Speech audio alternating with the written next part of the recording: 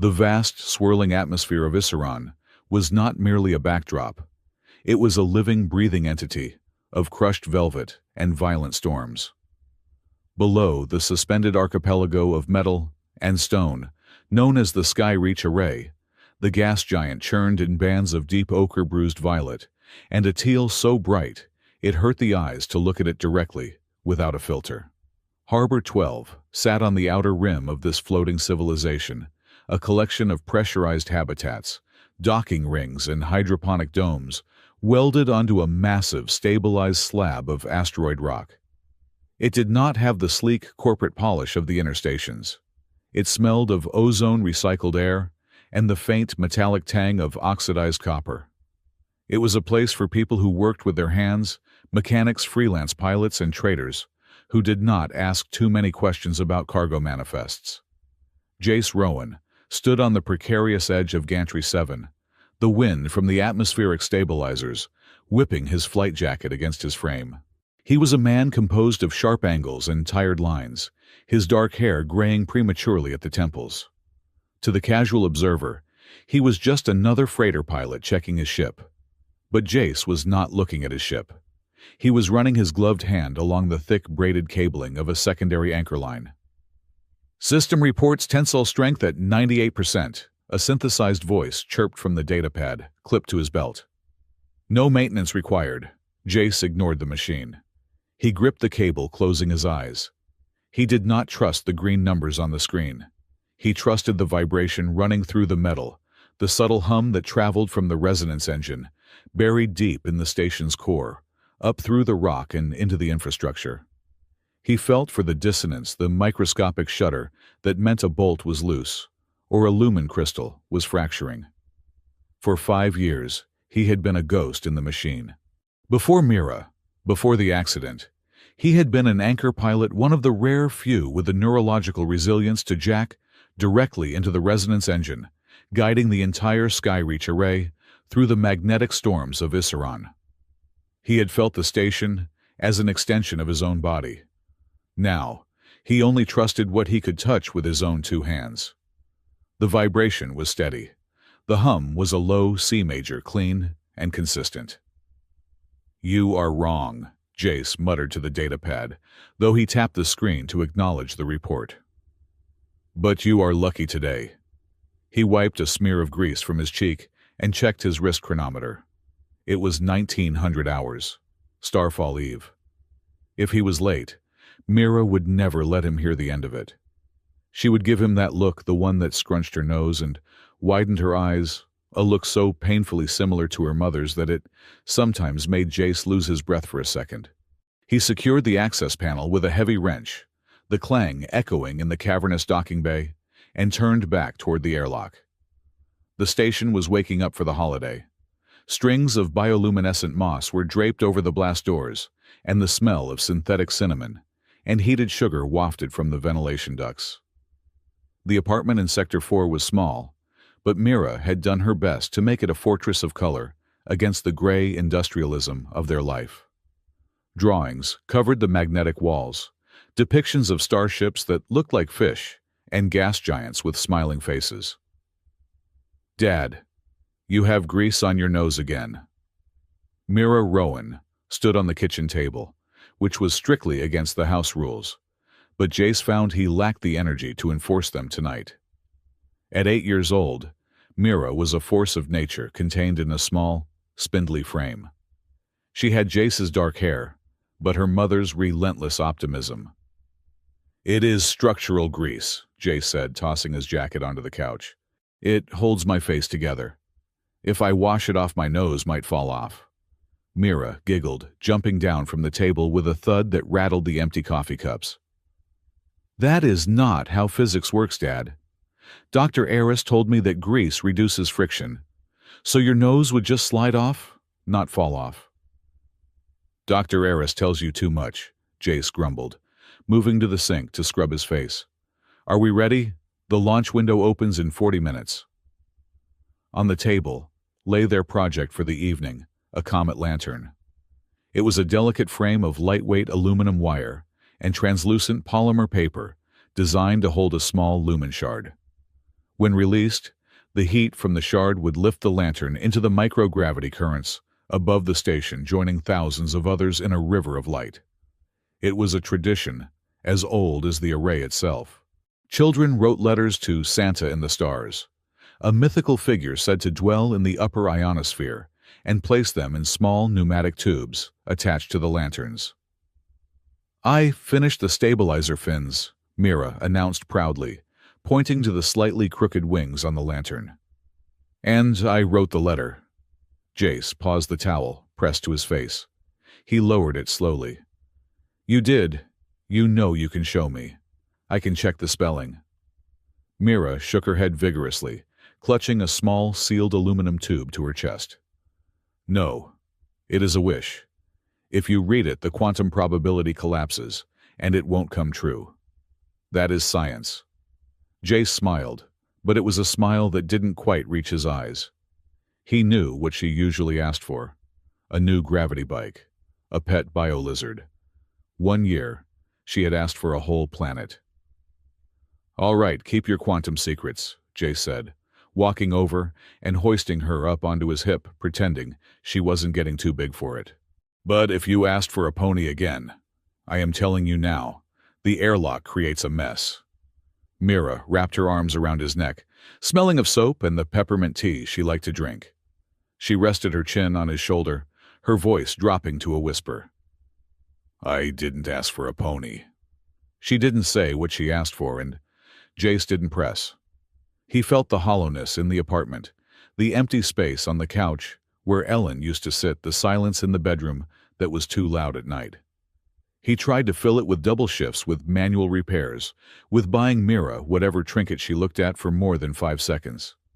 But he knew, with the terrifying clarity of a parent, that he was barely holding the hull together. The observation deck on the upper level of Harbor 12 was crowded. Families from all sectors had gathered, their voices a cacophony of laughter and chatter. The dome above was transparent, revealing the magnificent, terrifying expanse of the Iceron night. The gas giant glowed below them, a massive curvature of storms, while above the void was punctuated by the distant, glittering lights of the other stations in the Skyreach array. Jace held Mira's hand tightly as they navigated the crowd. He felt the usual low-level anxiety of being in a throng of people, the anchor instinct to scan for threats, for structural weaknesses. "Look, Dad, the Kalen family is launching a green one." Mira pointed to a large emerald-colored lantern floating upward. They found a spot near the railing of the launch chute. The air was cold here, the environmental shielding thinned to allow the lanterns to pass through the magnetic field. "Okay, kiddo," Jace said, kneeling down. "Initialize the ignition sequence." Mira's face was solemn with concentration. She placed the small lumen shard into the holder at the base of their lantern. It began to glow, with a warm amber light pulsing softly. Next, she took the aluminum tube, the one containing her secret letter, and clipped it onto the small rail beneath the lantern's frame. "Secure?"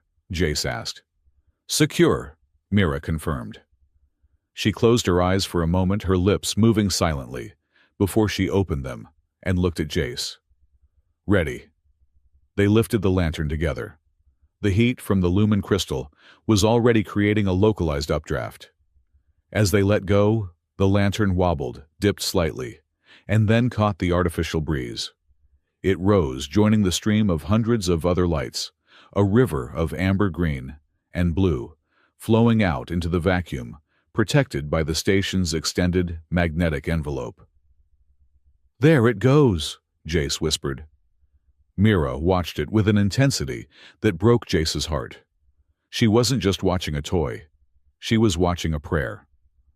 Suddenly, a heavy clank echoed from the collection mechanism above. The system was designed to capture the message tubes after the lanterns reached a certain altitude, sorting them into the digital archive for the Santa broadcast, a community event where wishes were read aloud. But Jace, with his ear tuned to the machine, heard the belt slip. "Watch out," Jace said instinctively, pulling Mira back a step. High above, a guide rail snapped. A spark showered down, harmlessly extinguishing before it hit the deck. The crowd gasped, then laughed, thinking it was part of the show. But Jace saw their lantern. Mira's lantern get hit by the recoil of the mechanical arm. It didn't destroy the lantern, but it knocked the message tube loose. The small aluminum cylinder tumbled free from the magnetic catch. Instead of being sucked into the intake vent, it spun wildly out toward the open aperture of the shield gate. "My letter," Mira cried out, reaching over the railing. "I see it," Jace said, his eyes tracking the object. Normally, debris would be vaporized or caught by the safety net. But the tube was small, aerodynamic, and moving at the perfect trajectory. It slipped right through a momentary gap in the shield cycle, a 1 in a million chance, and drifted out into the true void. It spun away a tiny speck of silver, catching the light of the gas giant moving further and further away from Harbor 12. Mira's face crumpled. "Santa won't get it. It is lost." Jace knelt, gripping her shoulders. Hey, look at me. Space is full of currents. It might drift to the relay station. Or maybe Santa has a long-range scanner. He does not need the tube to be in the bin to read it." "You are just saying that," Mira sniffled, wiping her nose on her sleeve. "It is floating away to nowhere." "Nothing goes to nowhere, Mira," Jace said softly, pulling her into a hug. "It just takes a longer way to get there." He held her, while she cried quietly, into his jacket. Over her shoulder, Jace looked out at the darkness where the tube had vanished. He felt a pang of failure. He couldn't even ensure a simple holiday ritual went right. As he stared, his eyes focused on something beyond the drifting debris. Deep in the distance, near the central axis where the resonance engine's energy field was strongest, there was a distortion. It wasn't a ship. It wasn't a storm on the planet below. It was a bloom of light, white, pure bone white. It looked like a drop of milk dispersing in water, or a flower opening in slow motion. It was faint, barely brighter than the background radiation, but it was there. And it was growing. Jace felt the hairs on the back of his neck stand up. The vibration in the deck plating beneath his boots changed. It was subtle, a shift from C major to something discordant, a minor key that shouldn't be there. "Dad," Mira asked, pulling back. "Why are you squeezing me?" Jace blinked, realizing his grip had tightened. He forced a smile, masking the sudden spike of adrenaline. "Sorry, Bug. Just making sure you don't float away too." "I am magnetized," she said, pointing to her boots. "Right, magnetized." Jace stood up, taking her hand. He glanced one last time at the pale bloom in the distance. It was beautiful in a way that made his stomach turn. He told himself it was just an optical artifact, a reflection of the lumen arrays on the ice crystals in the upper atmosphere. "Come on," he said, his voice tighter than he intended.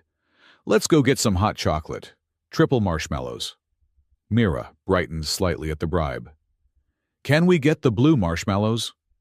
"We can get the blue ones." As they walked away, Jace didn't look back, but he kept one hand on his belt near his datapad, his mind racing through diagnostic charts he hadn't looked at in years. 40 kilometers away from Harbor 12 in the graveyard orbit of the Skyreach array, there was silence. Here, the festive lights of the main stations were just distant stars. The only illumination came from the eerie glow of Iseron below and the sporadic flicker of a dying navigation buoy. This was the scrapyard, a collection of discarded hull plates, burnt-out thrusters, and shattered mining drones that had been caught in the gravitational eddy of a massive, hollowed-out asteroid. Perched on this asteroid was a structure that shouldn't have been habitable. It was an old watchtower, a relic from the early days of the array's construction, long since decommissioned and erased from the official maps. It looked like a rusted needle driven into the rock. Inside the needle, the air was cold, kept at the bare minimum temperature to sustain life. Arya Fenn sat cross-legged on a floor made of salvaged greatwork. She was repairing a circuit board, her movements precise, fluid, and inhumanly fast. She did not look like the humans who occupied the stations. She was tall, her limbs long, and corded with lean muscle that hinted at a predatory strength. Her skin was the color of pale moonlight, and her hair was a cascade of silver that fell to her waist, partially obscuring the pointed tips of her ears. But it was her eyes that truly marked her as Likari. They were liquid mercury, devoid of a pupil reflecting the dim light of her soldering iron. Arya was an exile, a ghost. She had lived in this tower for 3 years, ever since the Council of Clans had cast her out. She spoke to no one. She touched no one. She survived by scavenging debris that drifted into her net, trading refurbished parts, with automated drones that didn't ask questions.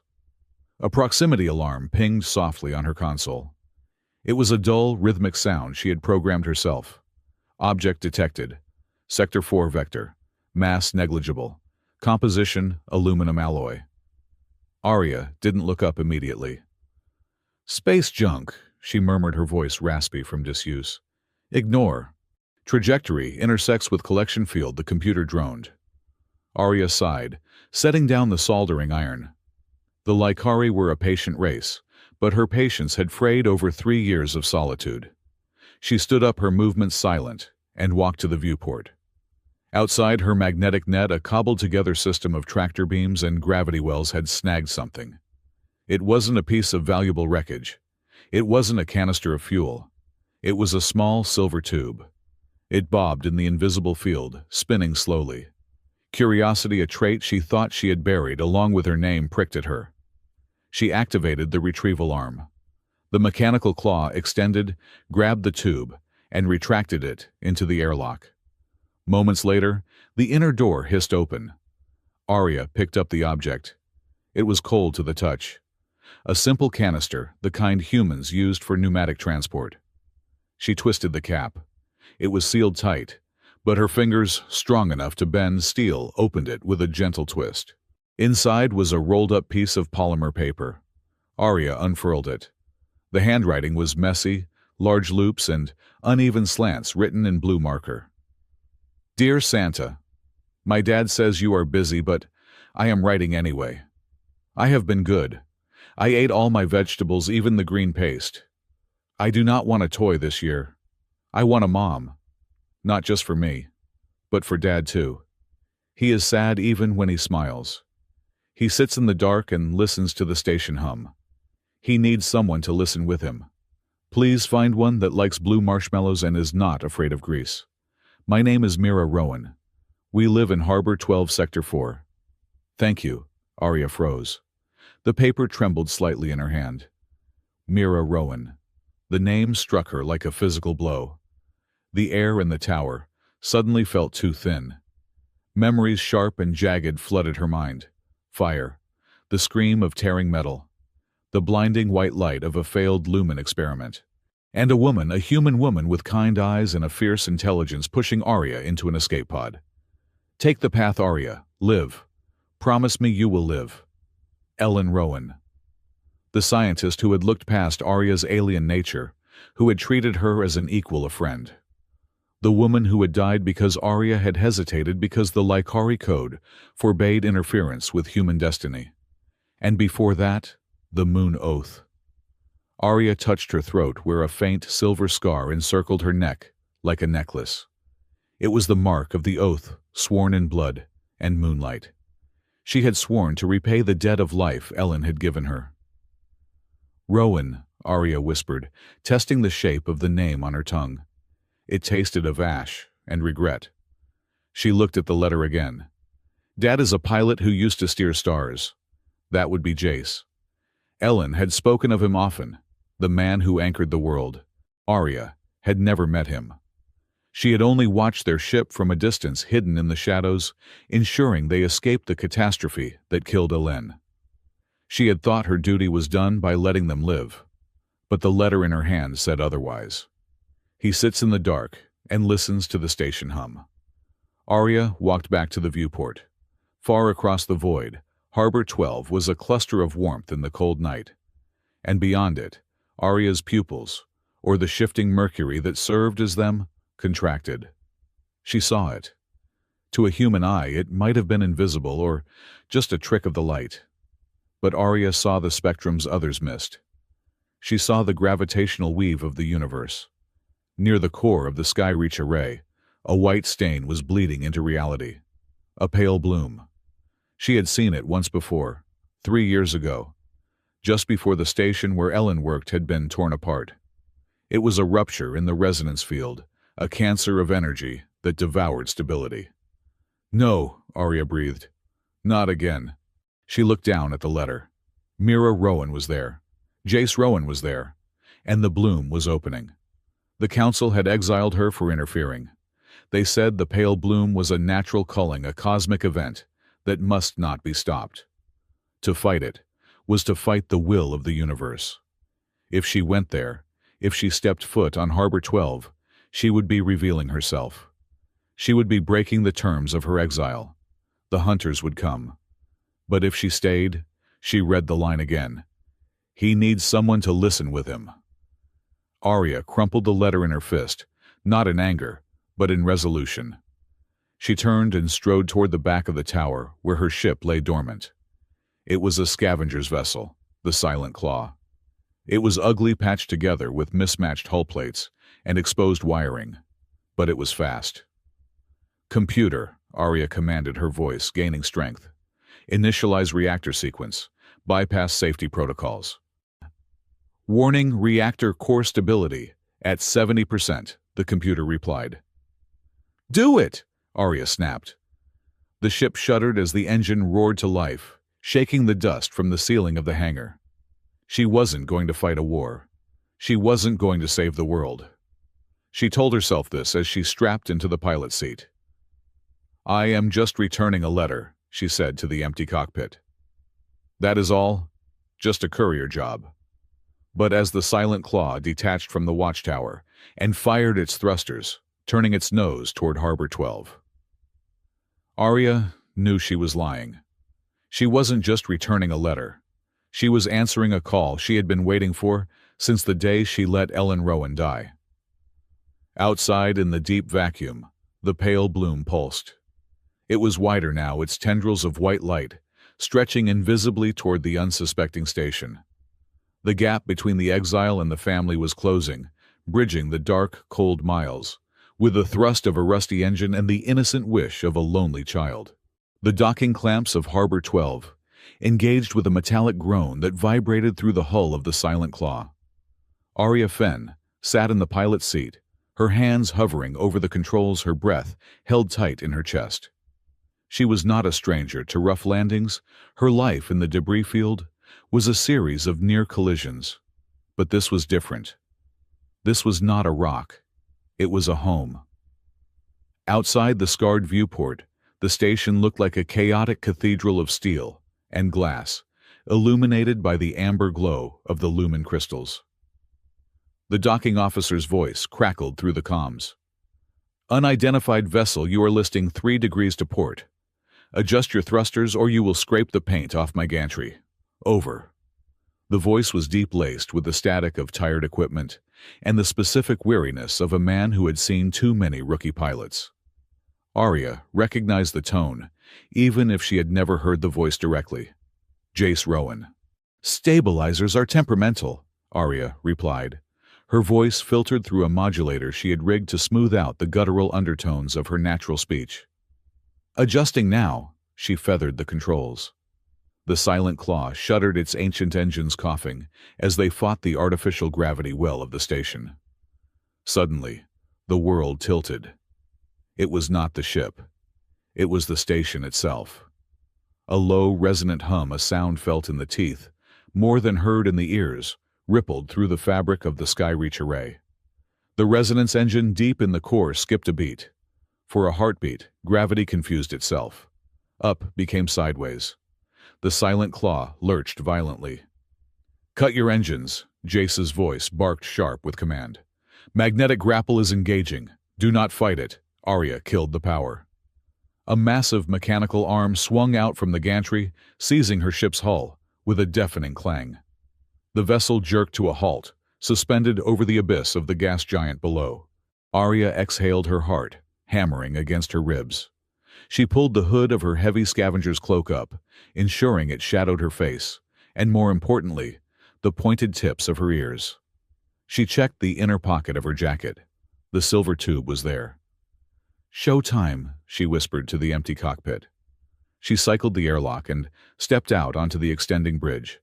The wind was fierce here, swirling with the scent of recycled oxygen and ozone. The gravity fluctuation had left the walkway vibrating. As she stepped across the threshold between her ship and the platform, the station shuddered again.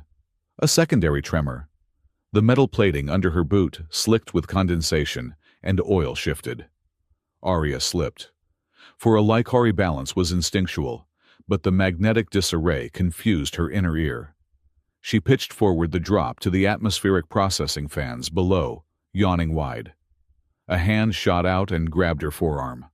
It was a grip of iron, calloused and warm. The force of the catch swung her around, slamming her chest against a solid flight-jacketed body. "Got you," a voice said, right by her ear. Arya looked up. Jace Rowan was taller than she expected, though she knew his file by heart. His eyes were the color of storm clouds, lined with the crinkles of a man who squinted at suns and screens too often. He smelled of engine grease and old coffee. For a second, neither of them moved. The contact was electric, a sudden grounding wire in the middle of a shifting world. Arya felt a pulse of heat travel up her arm from where his hand gripped hers. It was terrifyingly human. "You have solid reflexes for a scavenger," Jace said, helping her straighten up, but not immediately letting go. He looked at her, his gaze curious, probing the shadows of her hood. "Gravity here is inconsistent," Arya said, pulling her arm back gently. She kept her head down, ensuring her silver eyes remained hidden in the gloom. "Thank you." Jace wiped his hand on his pants, a nervous habit. "Yeah, well, the resonance engine is having a bad week. Welcome to Harbor 12. I am Jace Rowan. I run the intake manifest." "Era," she lied, shortening her name. "Just passing through. I have scrap to trade." "We can always use scrap," Jace said, turning to lead her toward the blast doors. "Though judging by your ship, you might need to keep some of it for repairs. That port thruster looks like it survived a war." "It has survived worse," Arya murmured, following him. They stepped through the airlock into the warmth of the station. The transition from the cold void to the bustling, noisy interior was jarring. The reception bay was a cavernous hall, filled with crates, loader bots, and the hum of conversation. Arya felt the weight of the silver tube in her pocket. It felt heavier than the hull plating she usually hauled. She needed to find a way to leave it, to drop it where he would find it, and then vanish before anyone asked why a Lycari was this deep in human territory. "Dad!" The shout pierced the industrial noise like a bell. A small blur of blue overalls and dark hair rocketed across the deck plates. Mira Rowan skidded to a halt in front of them, breathless, her eyes wide and sparkling. "Did you see it? The lights flickered. Dr. Eris said it was a power surge, but I think the engine was just sneezing," Mira announced, bouncing on her heels. Jace sighed, the tension in his shoulders melting instantly. "Engines do not sneeze, bug. And you are supposed to be in the school sector." "School is boring. Physics is better in person," Mira countered.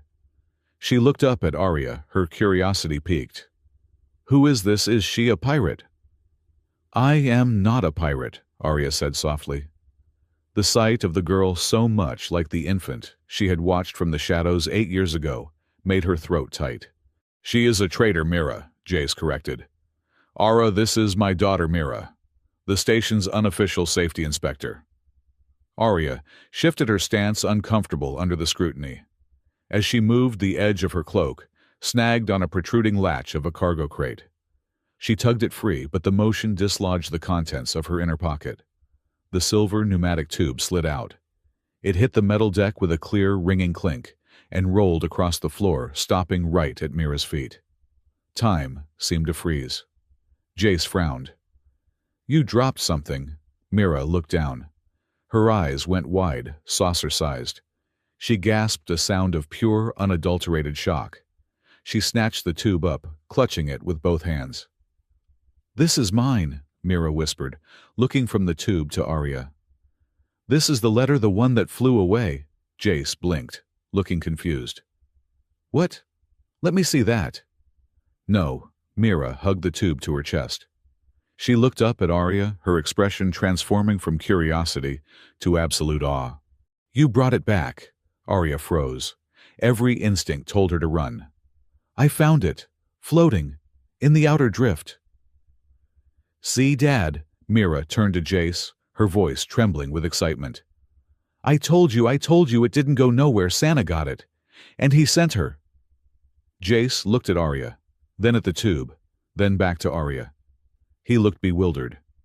Santa sent a scavenger. She is not just a scavenger, Mira insisted. Look at her. She has silver hair like the moon.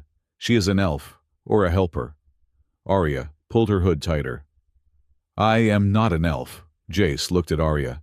An eyebrow raised a flicker of amusement, warring with his confusion. He saw the desperation in Arya's posture, the way she seemed ready to bolt. He decided to defuse the situation with the only weapon he had: humor. Well, Jace drawled, crossing his arms and leaning against a crate. If Santa did send you, I have to say the old man has surprisingly good taste. Usually he just sends socks.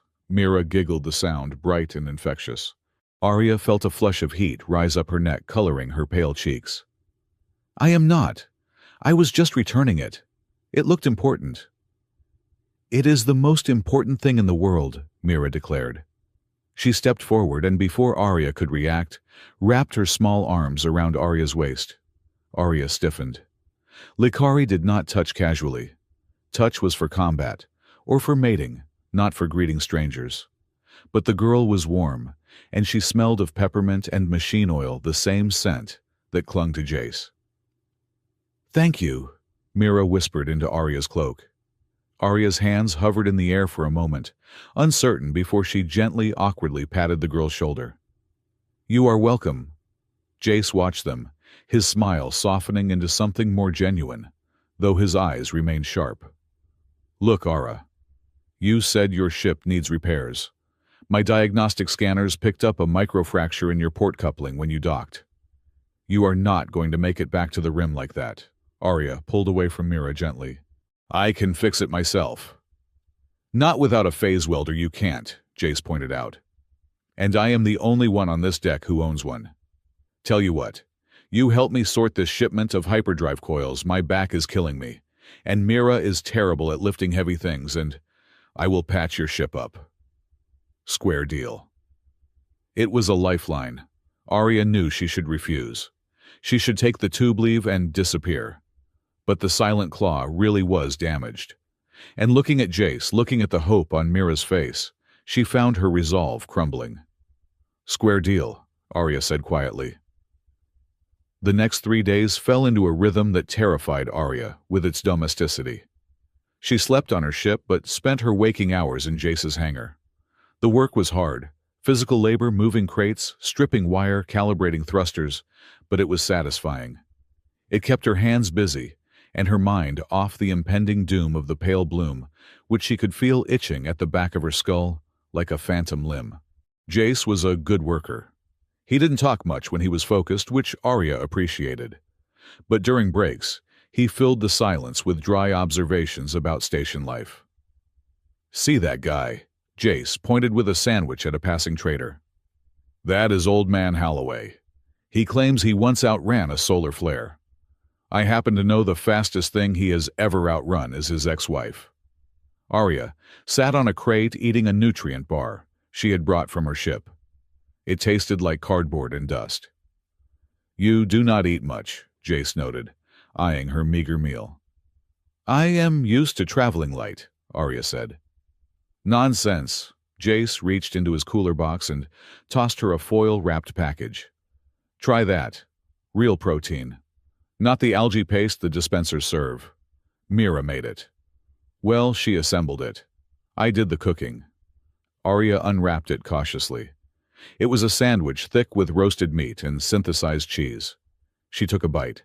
The flavor exploded in her mouth, salt, fat, savory herbs.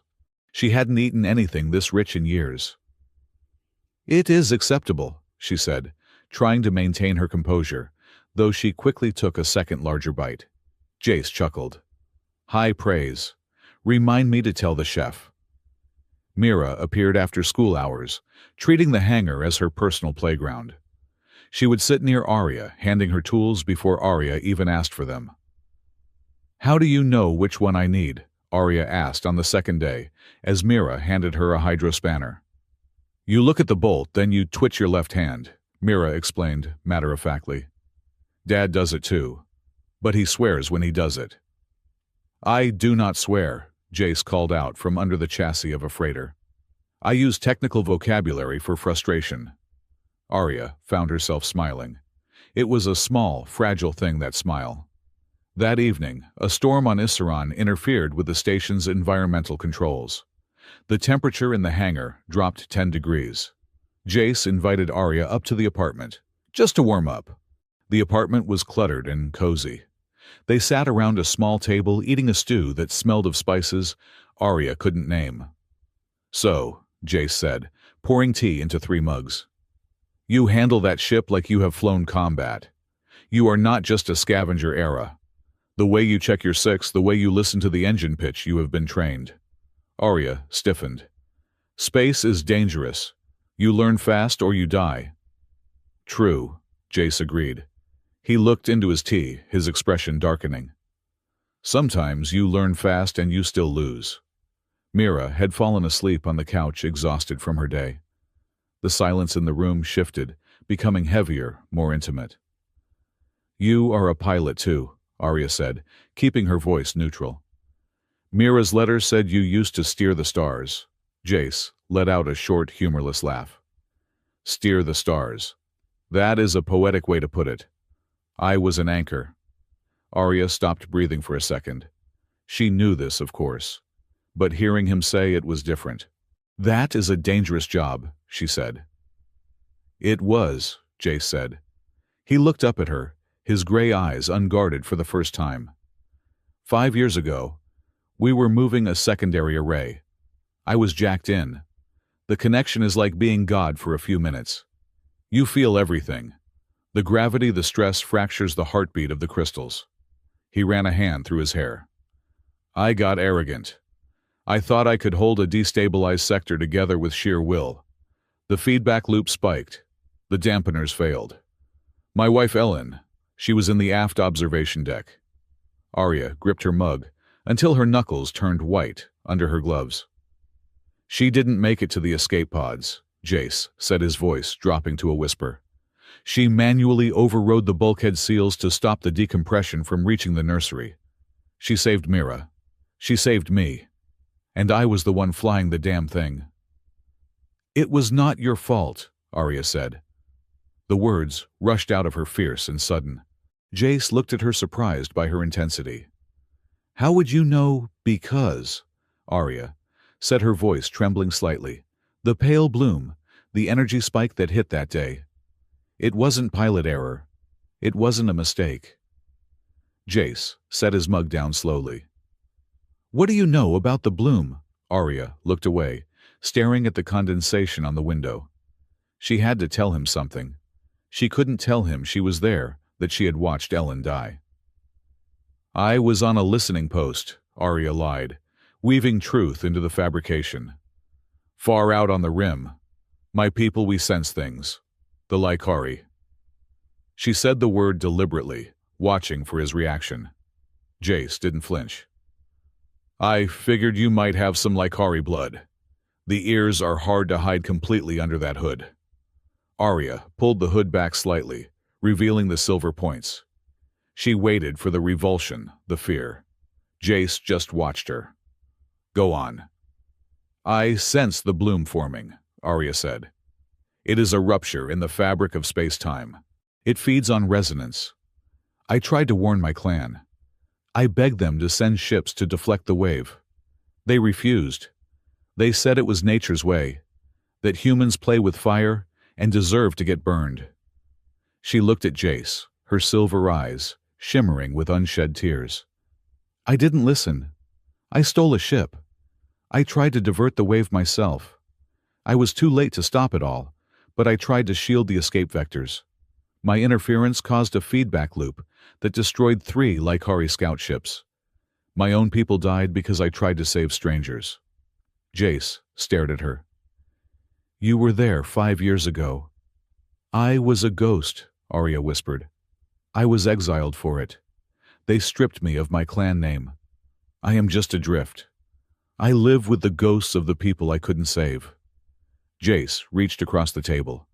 He didn't take her hand, but he placed his hand near hers, an open invitation. You tried, Jace said, his voice rough with emotion. Everyone else ran or watched, you tried. That matters. Arya looked at his hand.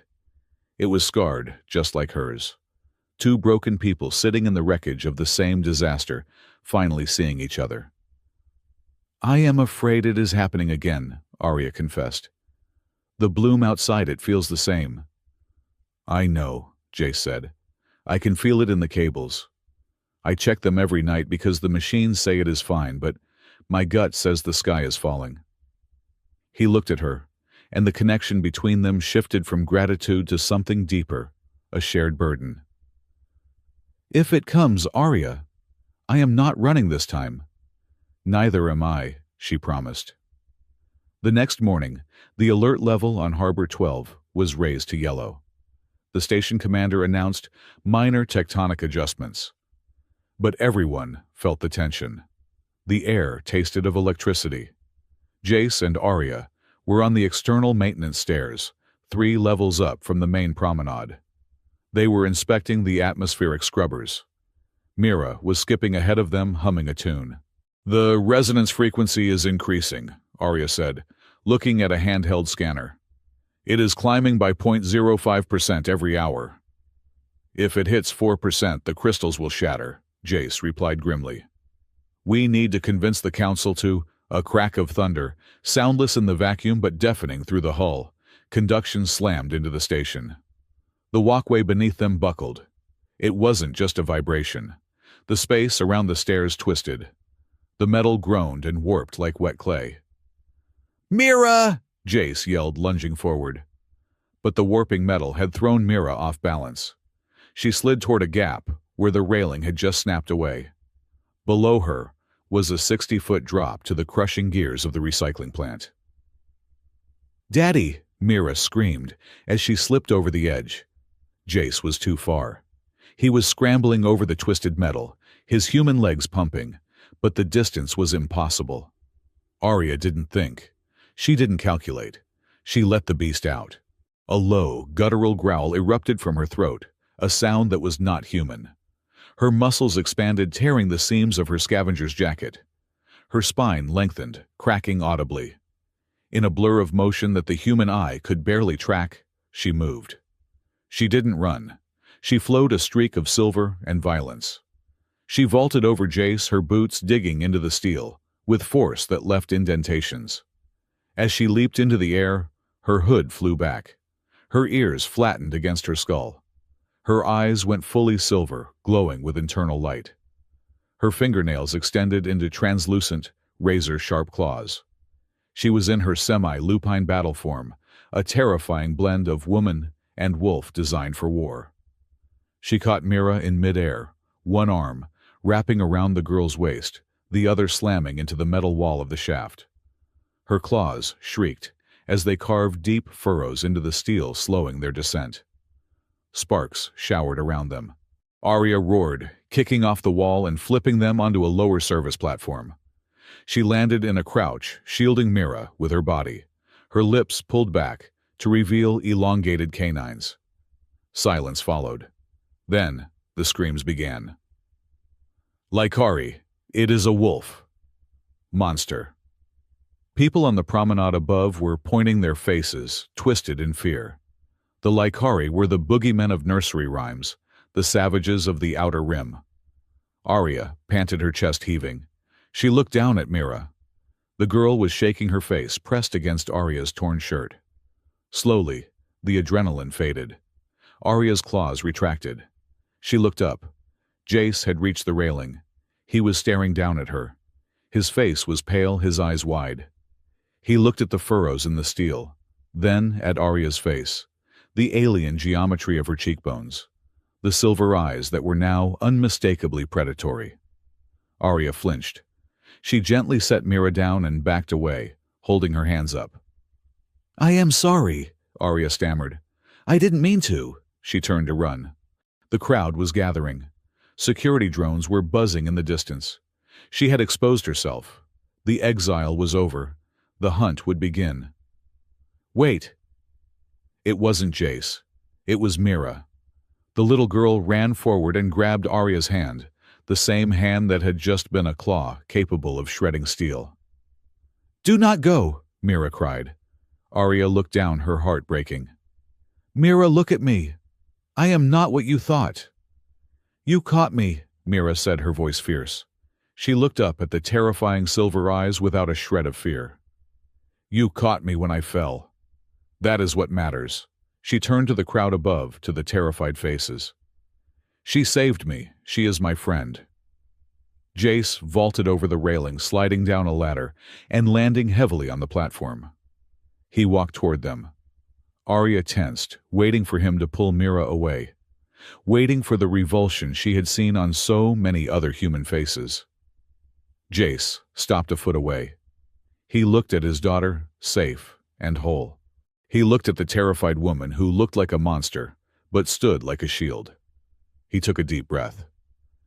"You tore my jacket," Jace said softly. Arya blinked.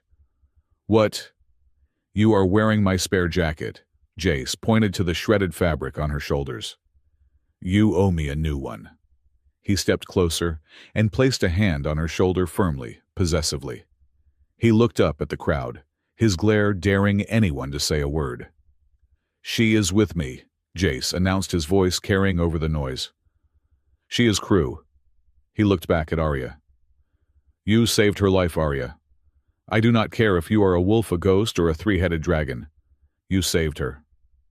Arya trembled, the fight draining out of her. "I am dangerous, Jace. My people will know I am here now. That surge, it was a beacon."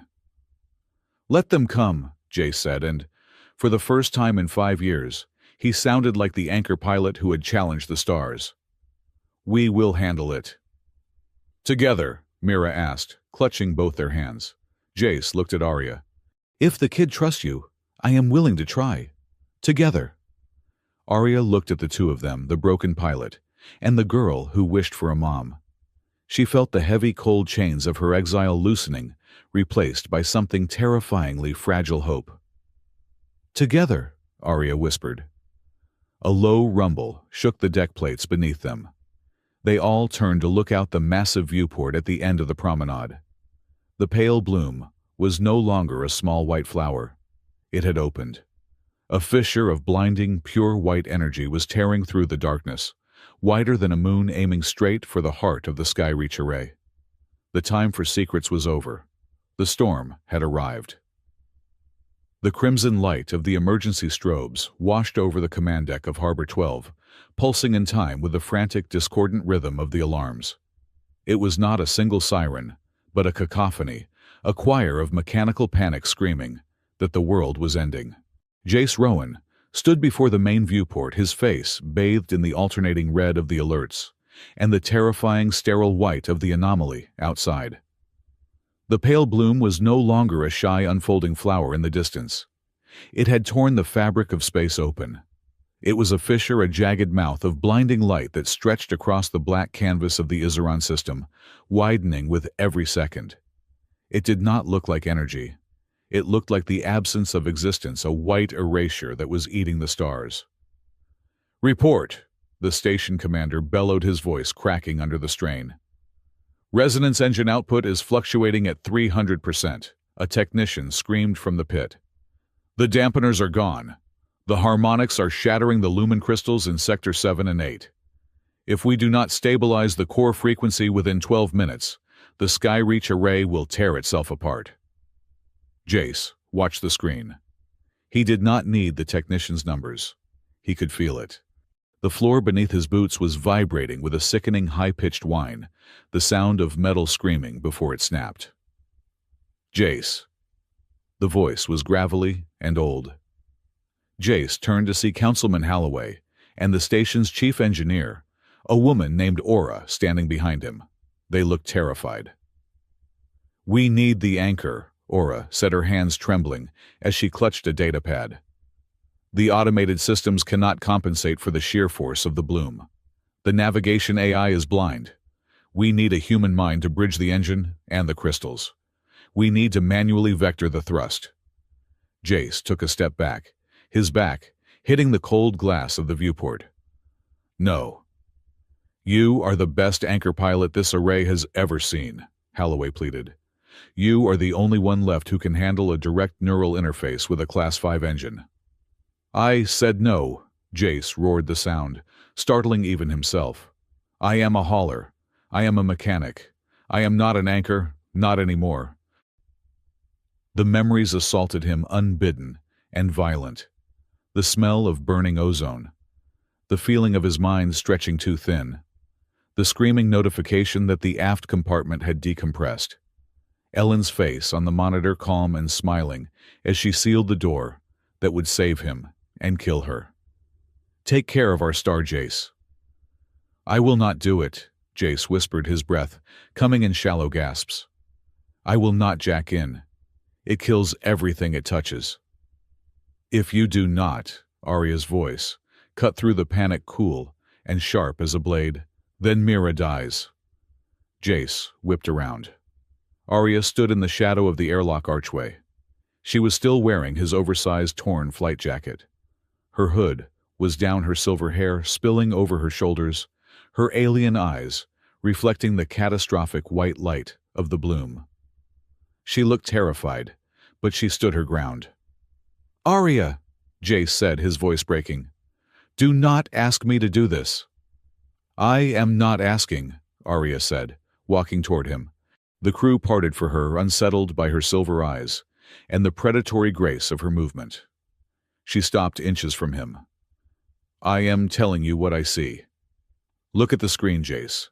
That is not just a storm. It is a resonance wave. I saw it 5 years ago." The bridge went silent. Aura stared at the Lycari woman. "You saw it." "It is the same pattern," Arya said, never taking her eyes off Jace. "It feeds on fear. It feeds on hesitation. It wiped out the station at Rim 9 because the anchor fought the current instead of riding it." "You are afraid, Jace. You have been afraid for 5 years. And that fear is going to bury your daughter in a grave of ice and metal unless you decide to be the man she thinks you are." Jace stared at her. He wanted to be angry. He wanted to shout at her for reopening the wound in his chest. But when he looked into her liquid silver eyes, he didn't see judgment. He saw a mirror. "I cannot lose her," Jace whispered. "I cannot lose you." "Then do not," Arya said softly. "But you cannot save us from here." Jace looked at the monitor. The white fissure pulsed, sending a shockwave that knocked a coffee mug off a nearby console. The mug shattered. Jace closed his eyes. He took a breath that shuddered in his lungs. When he opened them, the terrified widower was gone. The pilot had returned. "Aura," Jace commanded, his voice dropping an octave, steady and cold. "Prep the anchor chair. Bypass the safety limiters. I want 100% of the neural feed." "That will fry your synapses," Aura warned, though she was already typing furiously. "It might," Jace agreed. Arya, I cannot do this alone. The sensory input will be blinding. I need a spotter. Someone who can see the gravity waves before they hit the hull." "I will go outside," Arya said immediately. "I can navigate the lumen pillars. I will use the resonance crystals to tune the frequency from the exterior while you drive it from the core. If you use your senses that openly," Jace lowered his voice, gripping her arm, "the energy signature will be massive. Your people, the hunters. They will find you. There will be no hiding after this." Arya looked at the screen, then down at the floor, where she knew Mira was currently hiding in the safe room. She touched the spot on her chest, where her heart beat a slow, powerful Lycari rhythm. "I am done hiding," Arya said. "Let them come. But they will have to wait until we save this ship." Jace nodded, a grim smile touching his lips. All right. Suit up. Meet me on the other side. The anchor chamber was a spherical room located in the absolute geometric center of Harbor 12. It was silent here, insulated from the chaos of the bridge. In the middle of the room sat the chair, a terrifying contraption of chrome leather and neural fiber cables that hung suspended in a magnetic field. Jace stripped off his jacket and shirt, shivering as the cold air hit his skin. His back and neck were covered in old white scars, burn marks from the neural feedback of the accident 5 years ago. Dr. Sora Imani was there, her face pale as she attached the electrodes to Jace's temples, his spine, and his chest. "Jace," Sora said quietly, checking his vitals. "Your cortisol levels are through the roof. If you panic while you are connected, the engine will amplify it. You could stroke out." "I am calm, Sora," Jace lied. "I am the definition of calm." "You are shaking," she noted dryly. "That is just anticipation," Jace said. He climbed into the chair. The magnetic restraints clamped around his wrists and ankles. "Initialize the link." "Good luck, pilot," Sora whispered and threw the switch. Pain. It was not physical pain, not at first. It was the pain of sudden, overwhelming expansion. Jace gasped as his consciousness was ripped out of his skull and shoved into the miles of cabling steel and crystal that made up the Skyreach array. He was no longer a man. He was the station. He felt the airlocks like pores on his skin. He felt the thrusters like muscles in his legs. And deep in his chest, he felt the resonance engine, a burning, roaring sun that wanted to consume him. Output critical. Integrity failing. The data flowed into his mind, not as words, but as pure knowledge. He opened his eyes, not his biological eyes, but the station's sensors. He saw the universe in a 360-degree panorama, and he saw the pale bloom. It was colossal, a tsunami of white static crashing toward him. "Jace, can you hear me?" The voice was small, tinny, coming through the comms link embedded in his ear. It was the only human thing left in his world. "I hear you, Arya," Jace's thought voice transmitted through the system. "I am online." Outside, the vacuum of space was a silent hurricane. Arya stood on the hull of Harbor 12, magnetized boots locking her to the plating. She wore a sleek, pressurized envirosuit she had scavenged and modified years ago, but she had abandoned the helmet. A Lycari's physiology could withstand the vacuum for short periods, and she needed her senses unmuted. A thin, localized force field shimmered around her head, holding a pocket of breathable air. She looked out at the floating archipelago of the array. The lumen pillars, massive, floating obelisks of crystal that stabilized the station's orbit, were flickering. "The third pillar to your port side is out of sync," Arya spoke into her throat mic. "It is vibrating at a dissonance. If the wave hits it, it will shatter." She bent her knees and leaped. In the microgravity she soared. She was a silver dart against the darkness. She landed on the floating lumen pillar, her claws extending through the gloves of her suit to dig into the crystal surface. She drew the weapon she had strapped to her back, a tuning fork the size of a spear made of resonant alloy. "Adjusting frequency," Arya growled. She slammed the tuning spear into the crystal. She roared, channeling her own bioelectric energy into the weapon. The silver mark on her wrist, the brand of her Exile, flared with a blinding violet light. She pushed her senses out, feeling the gravitational waves of the bloom. It hurt. It felt like being skinned alive by the universe.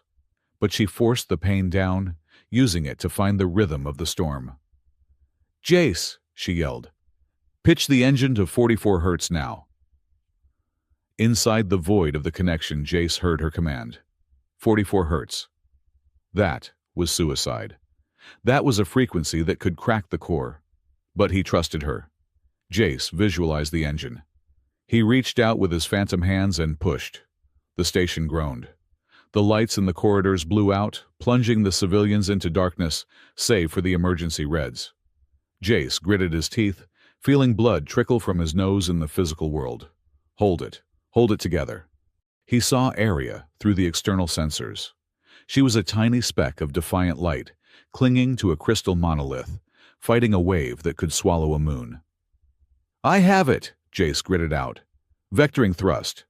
The array began to move. It was a slow, agonizing slide sideways, trying to slip the punch of the oncoming energy wave. But the pale bloom adapted. The white fissure curved following them. It was magnetic. It was hungry. "It is tracking us," Jace shouted.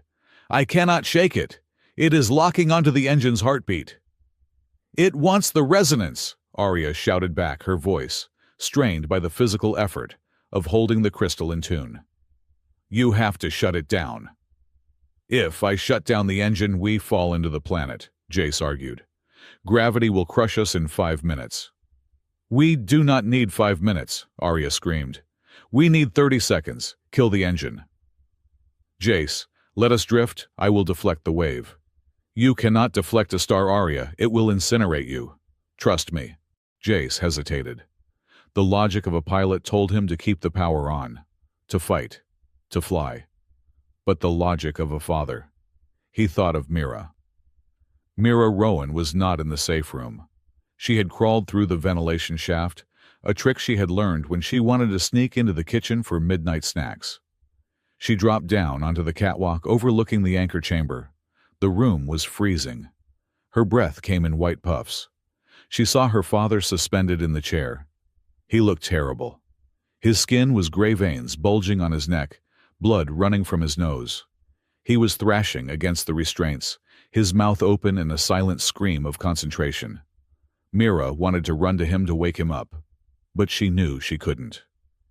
Dr. Eris had said once that waking an anchor was like ripping a tree out of the ground. It tore the roots. She needed to help him. She needed to be his anchor. She pulled a piece of paper from her pocket. It was a drawing she had made in the dark of the safe room. It was crude, drawn with crayons. A tall stick figure with messy hair, Jace, a figure with pointy ears and silver hair. Arya and a small girl in the middle, Mira. They were holding hands. Above them, the stars were not scary white lines, but colorful bursts of confetti. She ran to the thick observation glass. She licked the corners of the paper, gross, but effective, and slapped it against the window. "Dad!" she yelled, though the sound couldn't penetrate the glass. She pressed her hand against the pane right over the drawing. "I am here. We are here." Inside the machine mind, Jace was drowning. The white light was blinding him. He was losing his sense of self. He was forgetting his name. He was just a circuit, just a wire. Then a flash of color. Blue crayon, red crayon, yellow sun. He saw it through the external camera feed inside the chamber. A small hand pressed against the glass. A drawing. Mira. The image hit him with more force than the energy wave. It grounded him. It pulled his scattered consciousness back into his body. "I am Jace Rowan.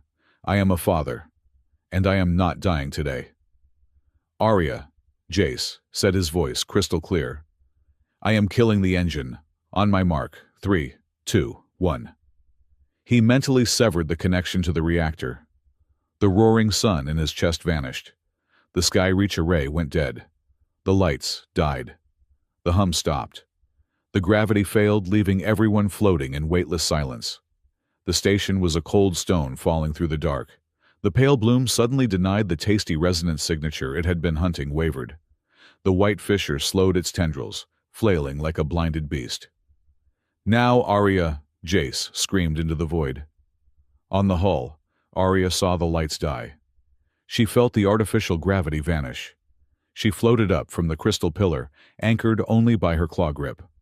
She watched the white wave of destruction hesitate. She triggered her suit's thrusters, launching herself into the space between the pillars. She raised her tuning spear. She didn't target the wave. She targeted the dormant lumen crystals on the outer ring of the station. She swung the weapon, striking the lead crystal, with every ounce of strength she possessed. Clang. The sound vibrated through the hull. She struck again, and again, creating a rhythmic pulse. A song. She threw her head back and screamed not a word, but a note. A Lycari war song, a frequency that could shatter glass. Her exile mark burned like fire. It was searing, her skin glowing so bright, it illuminated the dark side of the station. She was pouring her life force into the crystals. The lumen pillars responded. They didn't power up. They sang back. They created a harmonic shield, a mirror of pure sound and vibration. The pale bloom's energy wave hit the harmonic mirror.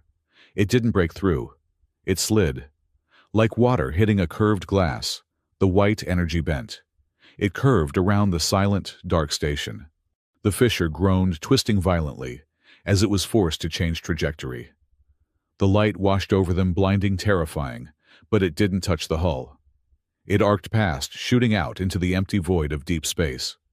For 10 seconds, the universe was nothing but white fire and silence. Then the wave passed. The fissure snapped shut, collapsing in on itself with a shock wave that rattled the station's bones.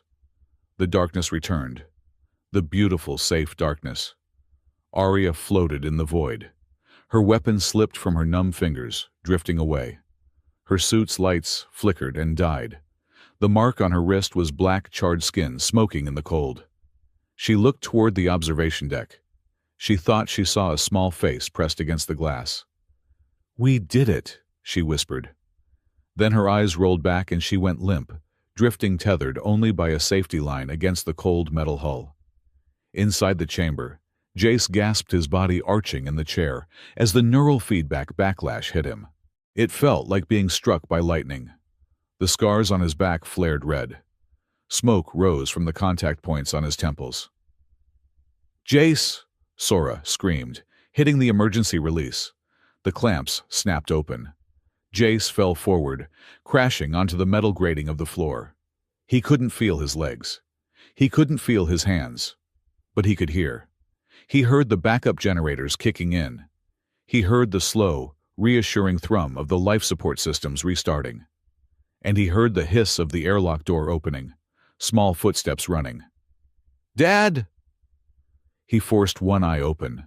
Mira was there, tears streaming up her face in the low gravity before splashing into the air. She grabbed his face with her small hands. "I am okay," Jace rasped, though his voice sounded like crushed gravel.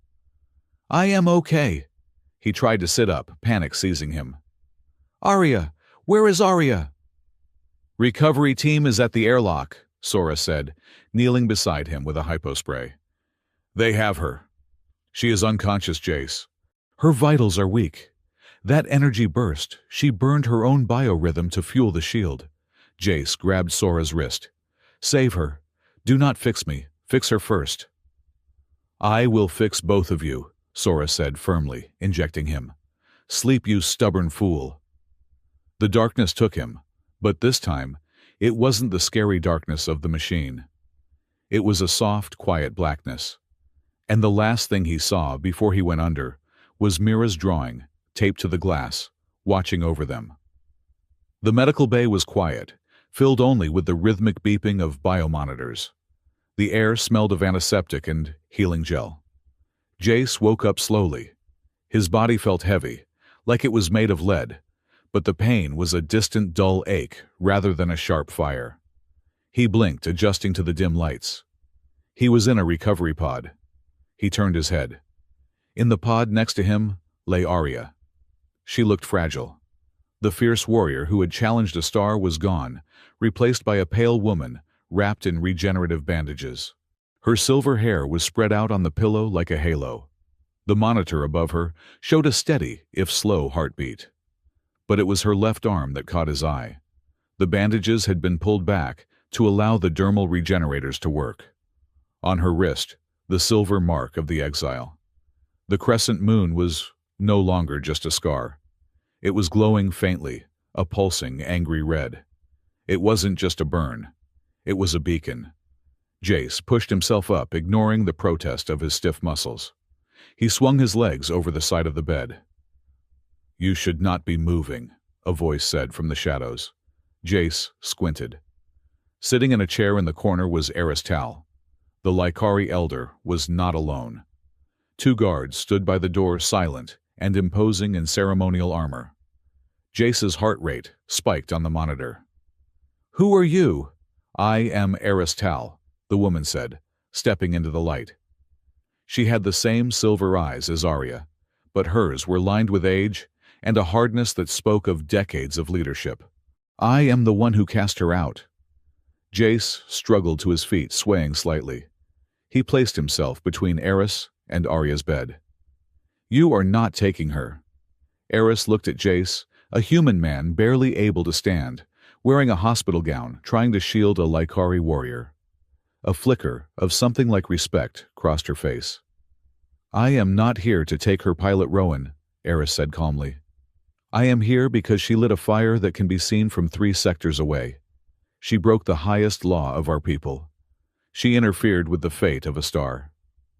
"She saved the star," Jace growled. "She saved all of us." "Yes," Eris agreed.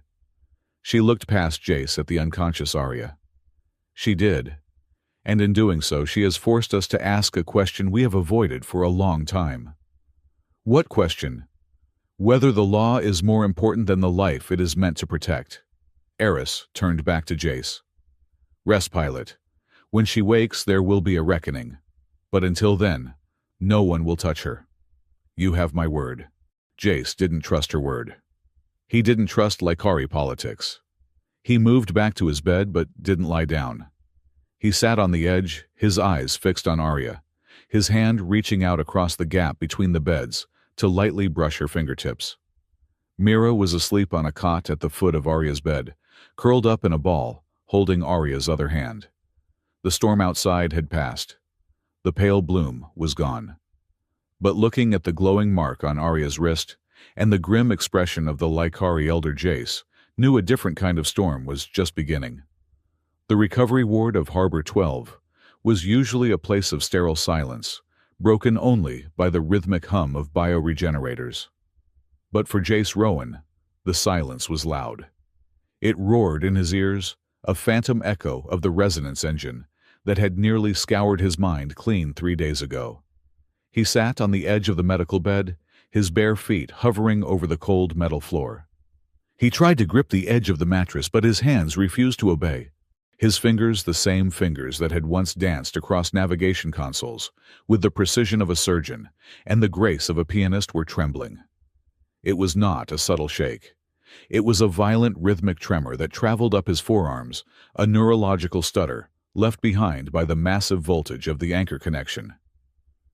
"It is called synaptic recoil," Dr. Sora Imani said, her voice soft but unyielding. She stood at the foot of his bed, studying a holographic chart that hovered in the air between them. "Your nervous system acted as a conduit for enough energy to power a small moon, Jace. You are lucky your brain did not liquidate inside your skull." "I do not feel lucky," Jace muttered. He tried to make a fist. The tremors worsened. He let out a breath of frustration that sounded more like a growl. "How long until it stops? I have a shipment of coolant cells, due for transport in 2 days. I cannot fly if I cannot hold the stick." Dr. Imani lowered the chart. She looked at him, and for the first time in their long friendship, Jace saw hesitation in her eyes. "Jace," she said carefully, "the damage to the myelin sheaths in your motor cortex is extensive. The regenerative therapy will help. The tremors will subside, but—" "But what?" Jace demanded, though his stomach dropped. "Reflex speed," she said. "Fine motor control under stress. The neural elasticity required for piloting, especially for high-G maneuvers. It might not come back to 100%. It might not even come back to 80. Jace stared at his shaking hands. "You are saying I am grounded." "I am saying you are alive," Dr. Imani corrected him sternly. "And you have a daughter who needs a father, more than the array needs a pilot." Jace looked past her, toward the next bed. The privacy curtain was pulled back. Arya Fenn was asleep, though her sleep looked thin and restless. One of her arms was suspended in a healing field, a cylinder of blue light that knitted tissue back together. The bandages on her left wrist had been removed. The skin there was angry and red, but the mark, the crescent moon of the Lycari Exile, was no longer just a tattoo. It pulsed with a faint, rhythmic bioluminescence, like a dying ember that refused to go out. "She burned hotter than you did," Dr. Imani said, following his gaze. "Her physiology is resilient, but she drained her own biofield to deflect that bloom. If she hadn't, we would all be dust." "Does she know?" Jace asked. "About the mark." "She knows," the doctor replied. "She woke up an hour ago.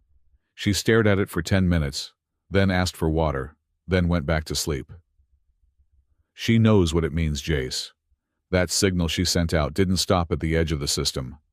Every Lycari ship within 1,000 light-years heard it." Jace stood up. His knees wobbled, threatening to buckle, but he locked them. He forced his body to remain upright through sheer stubbornness. He walked over to Arya's bed. He looked down at her. In repose, the sharp alien angles of her face were softened. She looked younger, less like a warrior, and more like the lost traveler who had knocked on his airlock door. "Let them come," Jace whispered to the sleeping woman. "Let them try." Discharge day came 24 hours later. The walk from the medical bay to Sector 4 was usually a 15-minute stroll. Today, it felt like a gauntlet. Jace walked with a slight limp, leaning on a stabilizer cane that Dr. Imani had forced on him. Arya walked beside him, wearing a fresh set of clothes Mira had scavenged from the market, a gray tunic and loose cargo pants that hid her physique, but could not hide her height or the silver cascade of her hair. Mira skipped between them, the only one seemingly immune to the heavy atmosphere. The station had changed. Before the bloom, Jace was just the quiet, unlucky pilot, and Arya was the mysterious stranger. Now, they were something else. As they passed the central market, conversation died. Heads turned. A group of mechanics stood by a noodle stall. They stopped eating their spoons, hovering halfway to their mouths. One of them, a man Jace had known for 6 years, nodded slowly, a gesture of profound respect. "Thank you, Jace," the man called out, "for saving the roof over our heads." Jace nodded back, uncomfortable. He tightened his grip on the cane. But not all the looks were kind. 2 rows down, a woman pulled her child close to her leg as Arya passed. The child pointed at Arya's pointed ears, but the mother slapped the hand down, whispering something urgent and fearful. "She is a Lycari," Jace heard a whisper from a doorway.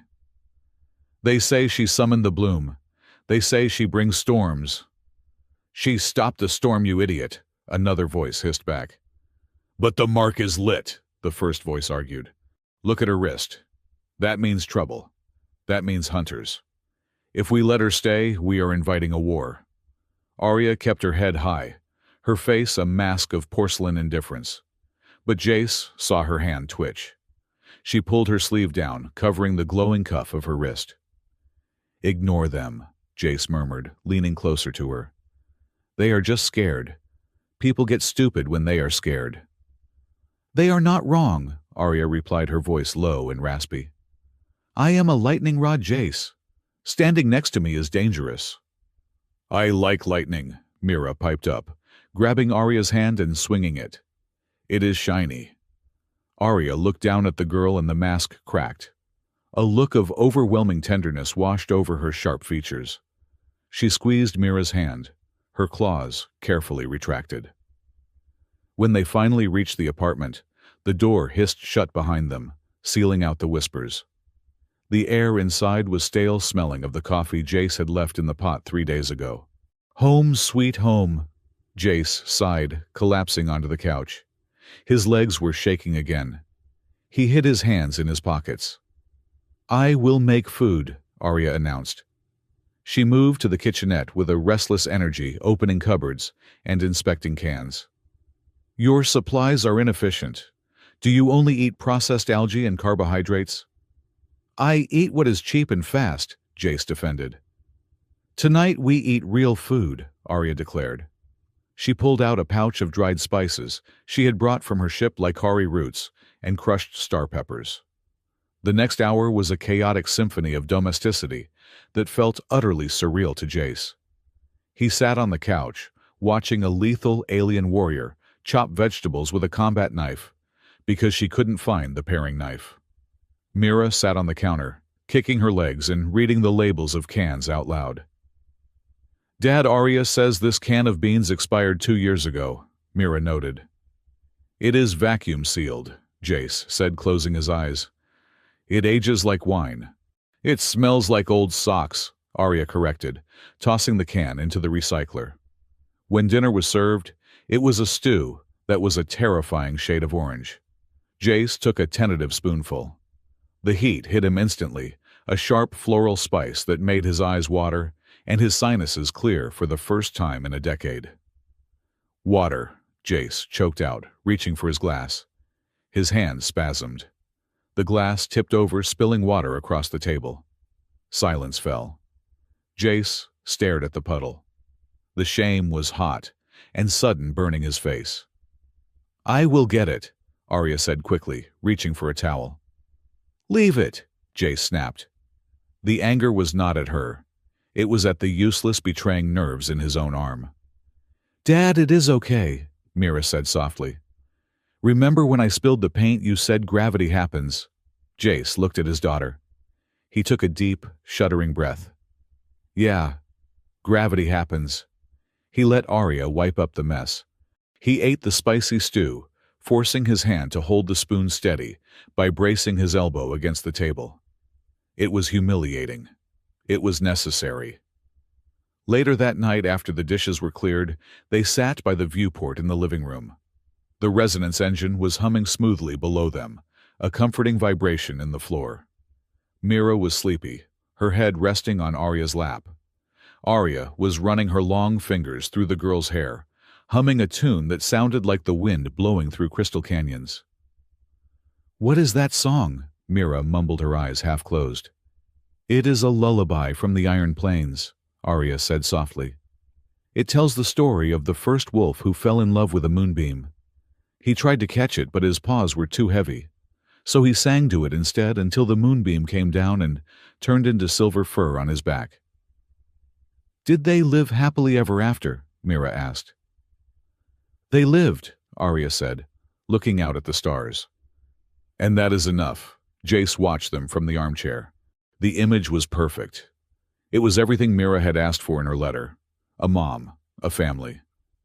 And yet Jace felt a cold pit in his stomach. He looked at his hands resting on his knees. They were still trembling. He was a pilot who couldn't fly. He was a protector who couldn't hold a weapon steady. If the hunters came for Arya, what could he do? Throw an expired can of beans at them. He stood up abruptly. "I am going to check the perimeter sensors." Arya looked up, her silver eyes piercing. "Jace, the sensors are automated." "I prefer to check them manually," he said, grabbing his jacket. He walked out before she could see the fear in his eyes. 2 days passed. The routine solidified. Jace went to physical therapy in the morning, where Dr. Amani electrostimulated his nerves until he wanted to scream. Arya and Mira spent the days repairing the apartment and the Silent Claw. The bond between the woman and the child grew terrifyingly fast. It was as if they were making up for 8 years of lost time. Arya taught Mira how to listen to the vibrations of the station. Mira taught Arya how to make paper airplanes. But the tension in the apartment was growing. Every time the proximity alarm on the station pinged, Arya froze. Every time Jace dropped a wrench or fumbled a coffee cup, he withdrew into a shell of silent fury. On the 3rd evening, Jace came home early from therapy. His arm was aching, and the doctor had told him his progress was plateauing. He stopped at the door. He heard voices inside. "You have to pack lightly, little star," Arya was saying. Her voice was tight, strained. "Just the essentials. The drawing. The lantern." "But why do we have to go?" Mira's voice was tearful. "Dad just got home." "We are not going with Dad," Arya said. "We are going to a safe place. I have a contact on the Outer Rim, a colony that is hidden from the Council." Jace felt the blood rush to his head. He slammed his hand against the door panel. The door hissed open. Arya was kneeling on the floor of Mira's room, a duffel bag open in front of her. She looked up, guilt flashing across her face before she masked it with Lycari stoicism. "What do you think you are doing?" Jace asked, his voice low and dangerous. "I am packing," Arya said, standing up. "I see that." Jace stepped into the room. "And where exactly were you planning to take my daughter?" "Away from here," Arya said calmly. "Away from me." "You just told her we," Jace pointed out. "You are confusing her." "I am saving her," Arya snapped, the calm facade cracking. She held up her wrist. The mark was pulsing brighter now, a steady rhythm of red light. "Do you see this, Jace? This is a homing beacon. They know where I am. Eris Tal might be holding them back for a day or two, but the High Council will not ignore this. They will send the war pack." She took a step toward him. "When they come, they will not care about collateral damage. They will tear this station apart to get to me. If I stay, you die. If I stay, Mira dies." "So your solution is to run," Jace shouted. "To disappear in the middle of the night like a thief." "It is what I do," Arya yelled back. "I am a scavenger. I am an exile. I survive. You are a coward." The word hung in the air, heavy and ugly. Arya flinched, as if he had struck her. Her eyes narrowed, the silver turning to steel. "Do not speak to me of cowardice, Jace Rowan. I am trying to protect the only things in this universe that matter to me." "By leaving them," Jace advanced on her. "You think you are being noble. You are just repeating the cycle. You are doing exactly what I did for 5 years. Pushing everyone away, because you are terrified of getting hurt." "I am terrified of you getting hurt," Arya screamed. "Look at you, Jace. Look at your hands. You cannot even hold a glass of water without shaking. How are you going to fight a Lycari hunter with your sarcasm?" The truth hit Jace like a physical blow. He looked down at his hands. They were trembling violently now, fueled by his rage. "You are right," Jace whispered. "I am broken. I am useless." "I didn't mean—" Arya started, her voice softening. "No, you meant it." Jace looked up, his eyes wet. "I am not the anchor anymore. I am not the hero. So you think you have to do it all alone. You think you have to be the martyr." He stepped closer, invading her personal space. "But you forgot one thing, Arya. You made a promise. Not to me. To her." He pointed at Mira, who was sitting on the bed, hugging her knees and crying silently. "You told her you were family," Jay said. "Family does not run. Family stands their ground, even if they are shaking, even if they are broken." Arya looked at Mira. The little girl looked small and terrified. "I do not want to go to the Rim," Mira whispered. "I want to stay here, with Dad, and with you." Arya slumped. The tension drained out of her frame, leaving her looking exhausted. She sat down on the edge of the bed, burying her face in her hands. "I do not know how to fight them, Jace," she confessed, her voice muffled. "I have spent 3 years running. I do not know how to stop." Jace sat down beside her. He reached out and took her hand, the one with the glowing mark. His hand was shaking, but his grip was firm. "We do not fight them alone," Jace said. "We fight them here, on our turf. I might not be able to fly, but I know this station. I know every bolt, every vent, every pressure seal. If they want you, they have to come through me." Arya looked at him. She saw the fear in his eyes, but she also saw the steel underneath. The same steel that had held the Skyreach array together when the world was ending. "You are a fool," Arya whispered, but she turned her hand over and interlaced her fingers with his. "I am a father," Jace corrected. "And I am whatever I am to you." "A partner," Arya supplied. "A partner," Jace agreed. Mira crawled across the bed and squeezed between them. She pulled Jace's arm around her, and Arya's arm around her, linking them into a tight knot. "We are a pack," Mira declared, sniffling. "Wolves run in packs. You told me that." Arya smiled a sad, watery smile. She kissed the top of Mira's head. Yes, little star. We are a pack. The next morning, the atmosphere on Harbor 12 shifted again. Jace went to the council hall. He didn't ask for permission. He walked into the chamber where Councilman Holloway and Chief Engineer Aura were debating resource allocation. I need to make a request, Jace said, leaning on his cane. Jace, Holloway sighed. If this is about the Lykari woman. Her name is Arya, Jace said, and she is invoking the right of sanctuary. The room went silent. That is an old maritime law, Jace, Aura said. It hasn't been used in 50 years. It is still in the charter, Jace argued. Any sentient being who aids in the preservation of the array is entitled to citizenship and protection within the harbor. She saved the station. You saw the logs. You saw the energy output. We know what she did, Holloway admitted. But Jace, the Lykari High Council, does not care about our charter. If they come for her. If they come for her, Jace interrupted, they are invading sovereign Skyreach territory.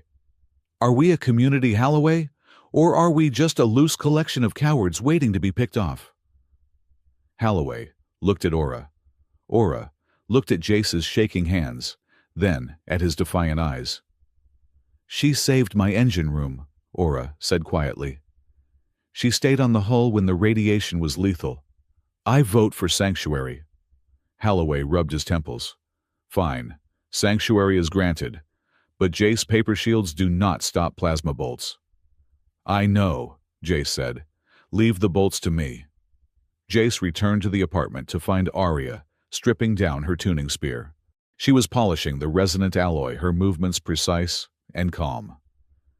They granted it, she asked without looking up. They did, Jace said. You are officially a citizen of Harbor 12. Taxes are due on the 1st of the month. Arya smirked. I will pay in scrap metal. I also did something else, Jace said, reaching into his pocket. He pulled out a small metallic object. It was a bracelet made of braided titanium, cabling the same material used for the anchor lines. He had spent the morning in the machine shop ruining 3 tools with his shaking hands until he got it right. In Lykari culture, Jace started feeling suddenly foolish. I read that warriors who bond exchange tokens to signify an alliance. Arya stood up. She looked at the bracelet. It is an anchor line, she recognized. It is, Jace said. It means I got you. I might be shaky and I might be grounded, but I am your anchor. You do not drift anymore, Arya. Arya held out her wrist, the one with the glowing mark. Jace fastened the bracelet over the mark. The cold gray metal covered the angry red light, shielding it from view. It didn't stop the glow, but it contained it. Arya touched the metal. It is heavy. It is supposed to be, Jace said. Arya looked at him, her eyes shining. She reached into her tunic and pulled out something she had been working on. It was a small shard of lumen crystal, carved into the shape of a feather. She had drilled a hole in it and strung it on a piece of leather cord. Lykari do not have anchors, she said softly. We have wind feathers. They remind us that no matter how hard the storm blows, we can always navigate. She placed the necklace around Jace's neck. The crystal settled against his chest, warm and pulsing with a faint amber light. For the pilot who steers the stars, she whispered. Jace touched the crystal. Thank you. They stood there, the distance between them gone. Jace leaned in, and Arya met him halfway. It wasn't a passionate movie star kiss. It was a collision of foreheads, a resting of burdens. He breathed in her scent, ozone and spice. She breathed in his grease and soap. You, Mira's voice came from the hallway. Are you guys being gross? They broke apart laughing. We are being diplomatic, Jace called back. It looks gross, Mira decided, walking into the room holding her stuffed bear. But I will allow it. The peace lasted for 12 hours. It broke at 3 a.m. The station's proximity alarms didn't just ping. They screamed. Alert. Unidentified vessel entering docking. Perimeter. Signature unknown. Jace was out of bed in 3 seconds, grabbing his stun baton. Arya was already up, her tuning spear in hand, her eyes glowing in the dark. "Is it the hunters?" Jace asked, checking the monitor on the wall. "No," Arya said, frowning at the screen. "That is not a warpack ship. It is too small. It is," she leaned closer. "It is a diplomatic courier." The vessel on the screen was sleek, shaped like a crescent moon, gleaming with silver plating. It moved with an elegance that made the human freighters look like bricks. It didn't attack. It didn't hail.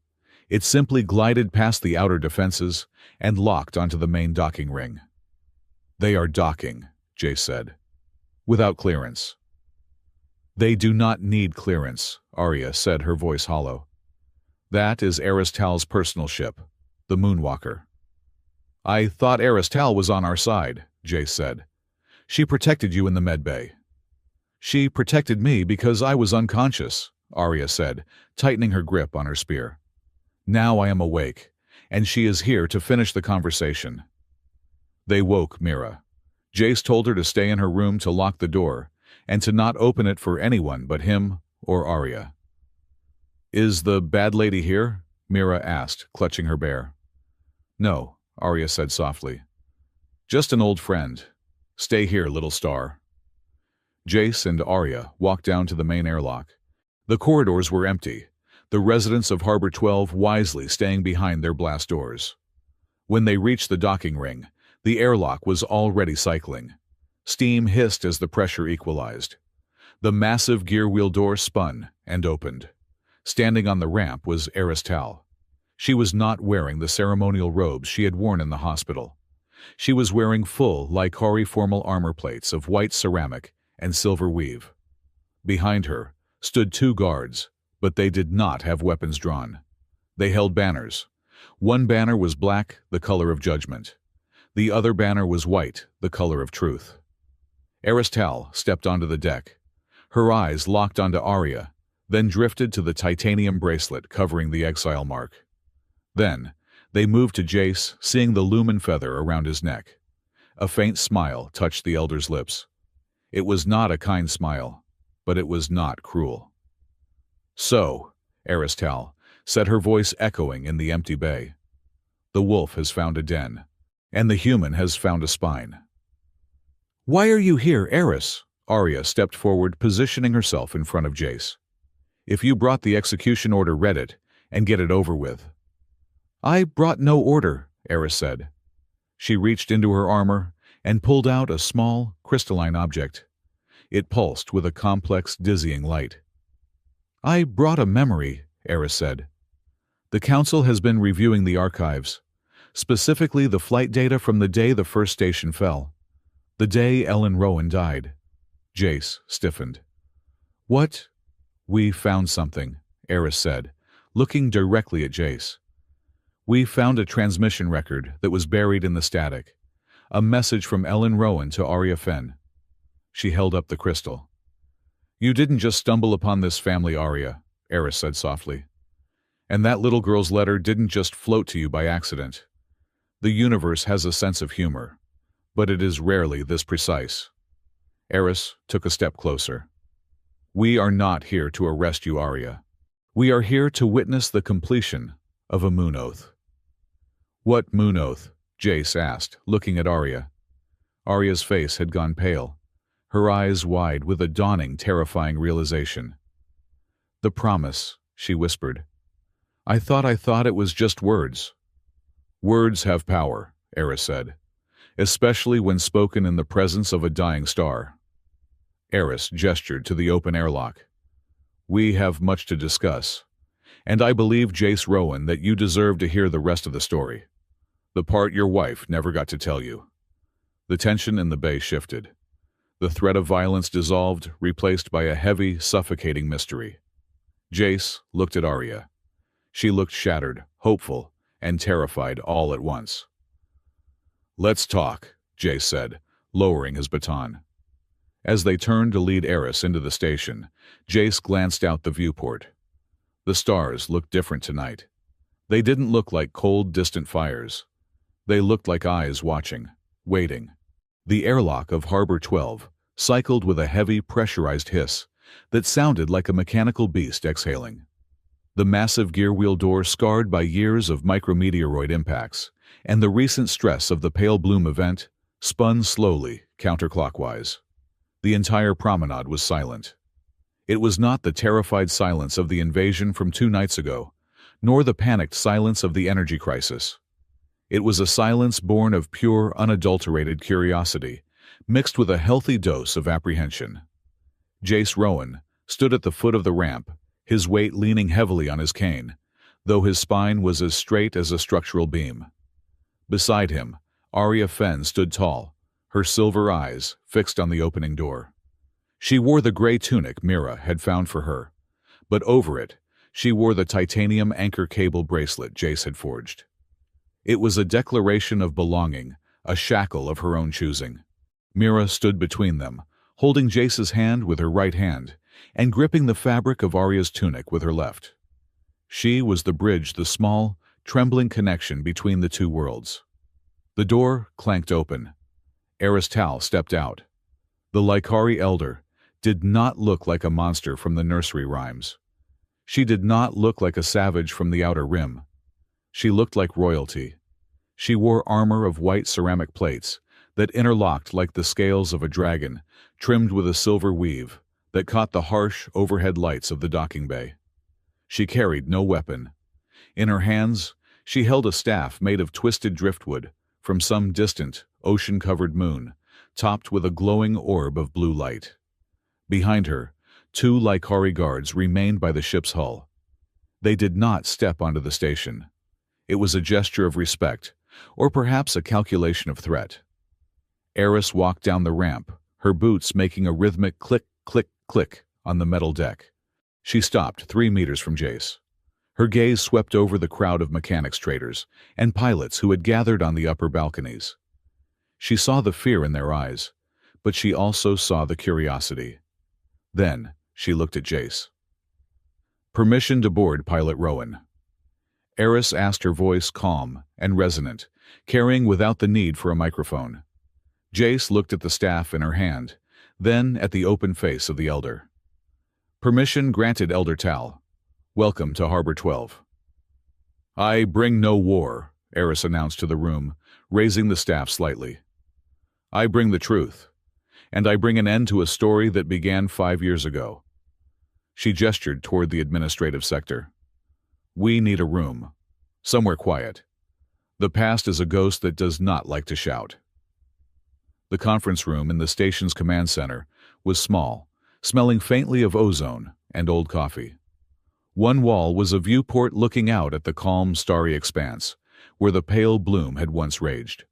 Councilman Halloway and Chief Engineer Aura sat at the far end of the table acting as witnesses. Jace, Arya, and Mira sat on one side. Eris Tal sat opposite them. She placed the crystalline object she had shown them earlier on the table. It was a memory shard, a rare piece of Lykari technology that could record not just visual data, but emotional resonance. "The Lykari High Council is divided," Eris began, her hands folded on the table. "Half of them want to burn this station to ash for harboring an exile who broke the laws of non-interference. They see Arya as a contagion, a rogue variable." Arya looked down at her hands, her jaw tightening. "The other half," Eris continued, looking at Arya with a strange softness, "saw the data from the bloom. They saw a single Lykari warrior hold back a stellar event that would have swallowed 3 systems. They call her the Shield Breaker. They say she has opened a door we kept locked for 1,000 years. "Which half are you?" Jace asked, his voice guarded. "I am the one who cast the vote to exile her 3 years ago," Eris admitted.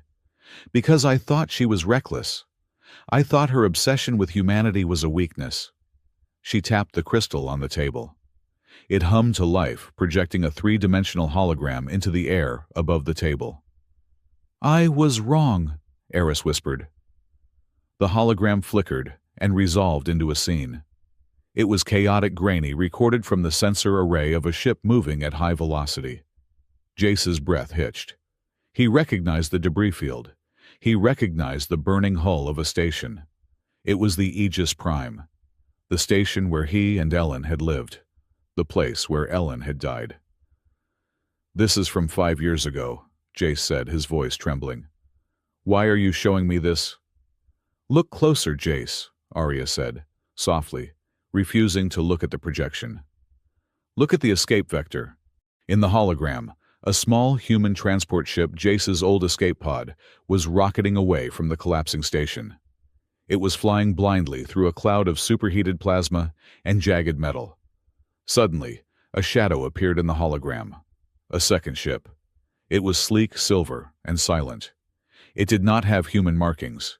It was a Lycari scout vessel. The silver ship moved with impossible speed. It placed itself between Jace's pod and a massive chunk of debris that was spiraling toward them. The debris slammed into the silver ship's shields, shattering against the force field. The silver ship shuddered, taking damage, but it held its line. It fired a tractor beam not to capture, but to stabilize. It nudged Jace's spinning pod, correcting its trajectory, pushing it into the clear lane of open space. Then, as quickly as it had appeared, the silver ship engaged its stealth drive and vanished into the darkness. The hologram faded. Jace stared at the empty air. His heart was hammering against his ribs like a trapped bird. For 5 years, he had told himself he was a good pilot, that he had saved Mira by pure instinct and skill, that he had navigated that asteroid field alone. He looked at Arya. "It was you," Jace whispered. "You were there." Arya nodded slowly, tears brimming in her silver eyes. "I was on a reconnaissance mission. I was under strict orders to observe only. Do not engage, do not interfere. Let the humans solve their own disasters. That is the Lycari way." "You broke protocol," Aristal said. "You risked a diplomatic incident to save one escape pod." "Why?" "Because of the oath," Arya said, her voice cracking. "What oath?" Jace demanded. "You didn't know me. You didn't know Mira. She was 3 months old." "I didn't know you," Arya agreed. She reached into her tunic and pulled out a small, tarnished locket. It was cheap metal, the kind sold in tourist shops. She opened it. Inside was a holographic picture of a woman, with laughing eyes and messy dark hair. Jace felt the air leave the room. "Ellen." 2 years before the accident, Arya said, her voice dropping to a hush. "I was a young scout. I crashed on the surface of Iseron's third moon during a solar flare. My life support was failing. My distress beacon was jammed." She looked at Jace. "Your wife found me. She was leading a geological survey team. She found a dying alien in a wreck." "She never told me," Jace said, stunned. "Because I asked her not to," Arya said. "If the council knew a human had touched me, had treated my wounds, I would have been shamed. Ellen hid me in her lab for 3 days. She synthesized a protein compound that my blood could accept. She saved my life, Jace. She saved me when my own people had left me for dead." Arya looked at Mira, who was listening with wide, wondrous eyes. "On the night I left," Arya continued, "I swore the moon oath to her. It is the oldest promise a Lycari can make. Blood for blood, breath for breath. If the dark comes for you, I will be the shield."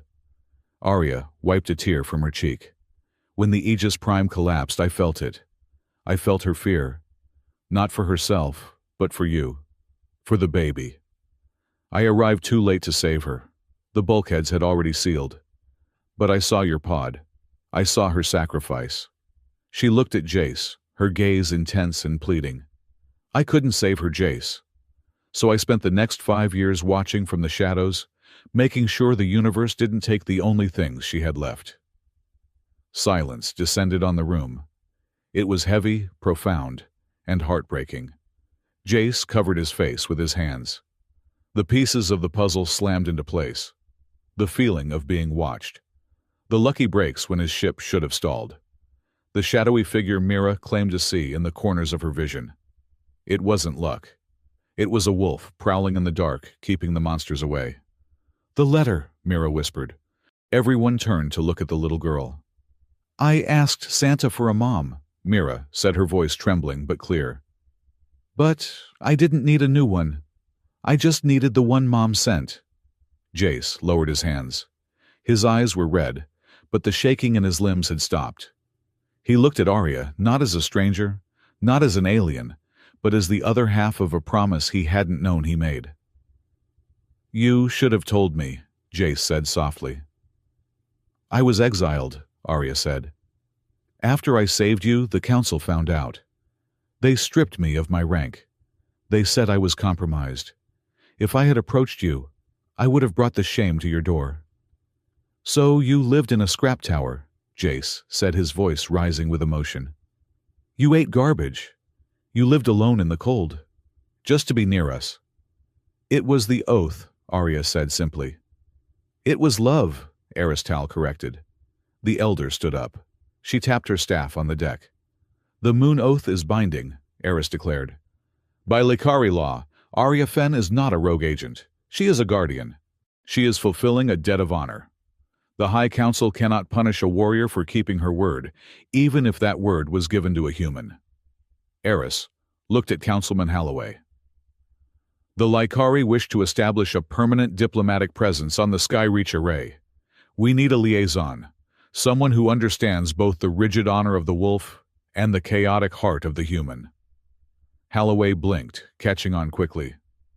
"You want to appoint an ambassador?" "I want to appoint Arya Fen," Eris said. "She will be the Likari liaison to Harbor 12. Her exile is commuted to a permanent posting." Eris turned to Arya. "You will not come home to the homeworld, Arya. You will stay here. You will live among them. You will answer for them.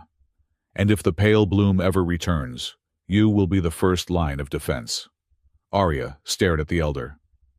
"You are leaving me here." "I am leaving you where you belong," Eris said, a rare, genuine smile touching her lips. "With your pack." The ceremony took place 3 days later, on the observation deck of Harbor 12. It was not a grand political event, though the flags of the Skyreach array and the Likari High Council hung side by side for the first time in history. It was a community gathering. The mechanics wore their clean jumpsuits. The traders brought crates of fruit and wine. Even Old Man Halloway wore a tie. Jace stood by the railing, the backdrop of space, stretching out behind him. He wore his best flight jacket, the one Arya hadn't ruined, and he stood without his cane. His hands were clasped in front of him steady. Arya stood facing him. She wore a formal Likari robe of silver and deep blue, woven by Aristal's own weavers, but she had refused to wear the ceremonial boots, opting for her combat boots instead. "In case I need to kick something," she had told Jace. Aristal officiated, her voice amplifying over the crowd. "We gather to witness the binding of two worlds," Eris said. "Not by treaty, but by choice." She nodded to Mira. Mira stepped forward. She held the battered, crinkled piece of paper that had started it all, the letter to Santa. She cleared her throat. She looked at the crowd, then at her dad, then at Arya. "I wrote this letter because I thought my dad was lonely," Mira said into the silence. "And because I missed having someone to tuck me in." She looked down at the paper. "I asked Santa to send me a mom. I thought he was taking a long time." Laughter rippled through the crowd, warm and gentle. "But now I know," Mira continued, looking at Arya. "He didn't have to send anyone. She was already here. She was just waiting for an invitation." Mira took a marker from her pocket. With a dramatic flourish, she crossed out the word "send" on the letter. Above it, in her messy, looping handwriting, she wrote, "Thank you for sending her anyway." She walked up to Arya and handed her the letter. Arya took the paper, as if it were made of spun glass. Her hands shook slightly. She looked at the crude drawing, at the crossed-out words. She pressed the paper to her chest, right over her heart. "I accept the mission, Arya, whispered her voice, thick with tears. Jace stepped forward. He reached into his pocket and pulled out a small box. Inside lay a shard of lumen crystal raw and unpolished, pulsing with a warm, steady amber light. "This is a piece of the core," Jace said to the crowd, then to Arya. "It is the heart of this station. It is stubborn, it is hot, and it keeps everything from falling apart." He placed the crystal in Arya's hand. "Like you." Arya looked at the crystal, then reached into her own sash. She pulled out a ring. It was not gold or diamond. It was made of the silver alloy from her ship's hull, the same ship that had saved Jace 5 years ago. It was etched with the phases of the moons of Iseran. "This is silver from the Silent Claw," Arya said. "It has traveled through the dark. It has seen the void, but it always finds its way back." She took Jace's hand, his left hand, the one that used to tremble. She slid the ring onto his finger. "To the pilot who steers the stars," she said. "To the wolf who guards the dark," Jace replied. The crowd erupted. It wasn't polite applause. It was cheering, whistling, and the stomping of boots on the metal deck. Dr. Imani was crying openly. Old Man Holloway was blowing his nose into a handkerchief. Aristal watched them, her staff glowing softly. She leaned over to Mira.